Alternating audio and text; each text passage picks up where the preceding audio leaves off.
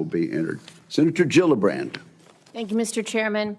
Thank you, Mr. Hegseth. I do want to thank you for your service, and I want to thank you for your willingness to serve in this capacity. Thank you, Senator.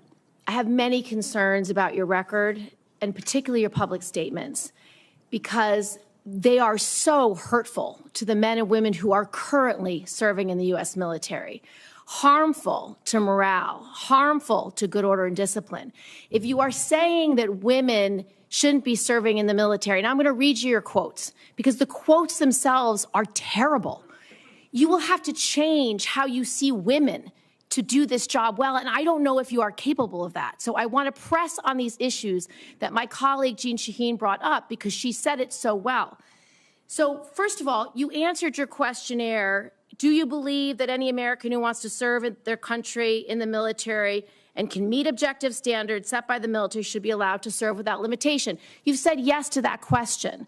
But then in all of these other circumstances, you've denigrated active duty service members. We have hundreds of women who are currently in the infantry, lethal members of our military serving in the infantry, but you degrade them. You say, we need moms, but not in the military, especially in combat units. So specific to Senator Cotton's question, because Senator Cotton was giving you layups to differentiate between different types of combat.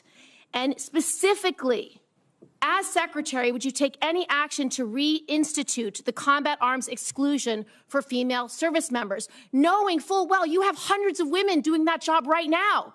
And the standards, your 2 mile run, Tom, is about the Army Combat Fitness Test. It is not the requirements to have an MOS 11 Bravo, which is the infantry. These are the requirements today for people serving in the industry, men and women. They are gender neutral, and they are very difficult to meet. They have not been reduced in any way, and our combat units, our infantry is lethal. So please explain specifically, because you will be in charge of 3 million personnel. It is a big job.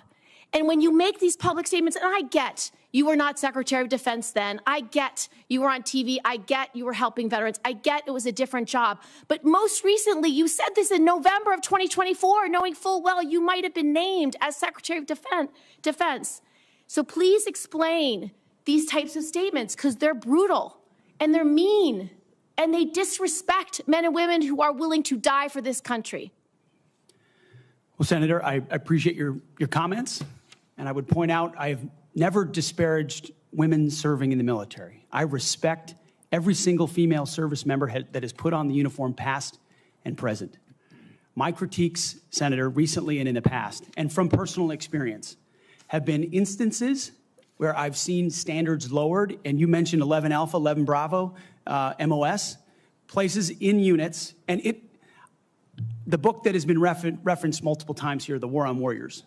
I spent months talking to active duty service members, men and women, low ranks, high ranks, combat arms and not combat arms. And what each and every one of them told me, and which personal instances have shown me, is that in ways direct, indirect, overt, and subtle, standards have been changed inside infantry training units, ranger school, infantry battalions, to ensure that commanders meet... Give me one example. Please give me an example. I get you're making these generalized statements. Commanders meet quotas to have a certain number of female infantry officers or infantry enlisted, and that disparages those women who are incredibly capable of meeting that for the infantry. Commanders do not have to have a quota for women in the infantry. That does not exist. It does not exist. And your statements are creating the impression that these exist, because they do not. There are not quotas. We want the most lethal force. But I'm telling you, having been here for 15 years, listening to testimony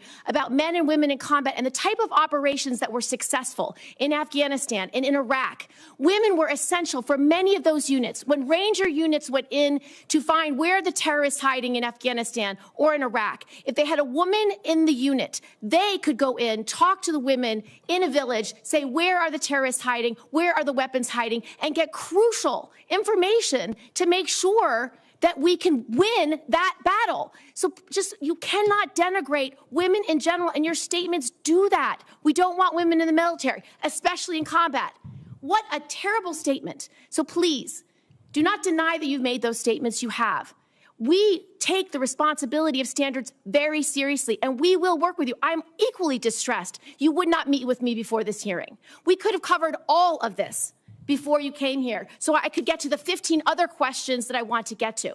So women you have denigrated. You have also denigrated members of the LGBTQ community. Did you know that when Don't Ask, Don't Tell was in place, we lost so many crucial personnel, over 1,000 in mission-critical areas. We lost 10% of all our foreign language speakers because of a political policy. You said in your statement, you don't want politics in the DOD.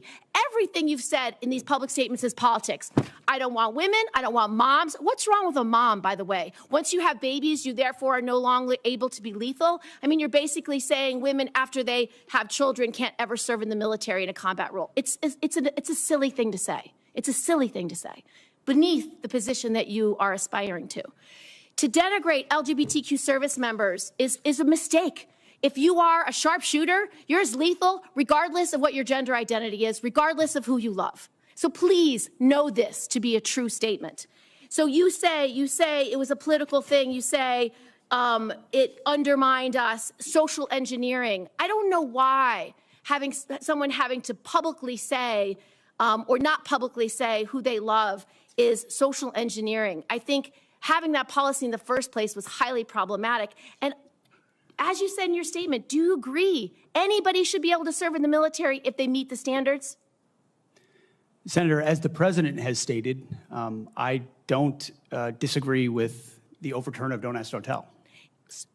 Great, because I don't want you thinking, can't serve if you're a mom, can't serve if you're LGBTQ, and then last, can't serve if you're a leftist. The statements you said about people who have views differently than you, that we're the enemy, are you saying that 50% of the DOD, if they hold liberal views or leftist views or are Democrats, are not welcome in the military? Are you saying that? Senator, I volunteered to deploy to Afghanistan under Democrat President Barack Obama. I also volunteered to guard the inauguration of Joe Biden, but was denied the opportunity to serve because I was identified as an extremist by my own unit for a Christian tattoo. Thank you very much. Senator Gillibrand, you held up a document and referred to it during your questioning. Would you like that entered into the record? It may be one without my marks. Okay, yeah, okay, we'll delete. We'll submit a clean copy. Without objection, that will be admitted at the point of your question. And I would like to enter into the record at this point a letter of support from retired Air Force Colonel Melissa Cunningham. Colonel Cunningham supports Mr. Hegseth and mentions his warrior ethos, combat effectiveness, and maintaining military training standards. So without objection, both of those will be admitted, and I now recognize Senator Rounds. Thank you, Mr. Chairman. First of all, good morning. I'd like to thank you for your service to our nation in uniform, and also